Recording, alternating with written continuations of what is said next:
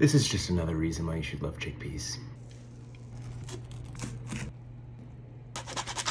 I went to Italy this summer, and for some reason I brought back this. It's a traditional farinata pan. I still haven't used it, so I'm making farinata today.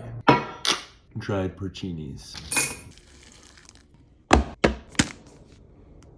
So 3 cups chickpea flour, 4 cups water from the porcini. This is why a scale is important. No lumps. Let it rest for at least an hour or overnight in the fridge.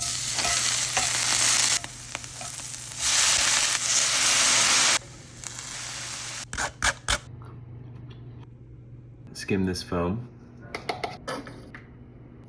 and add in this really nice Italian oregano.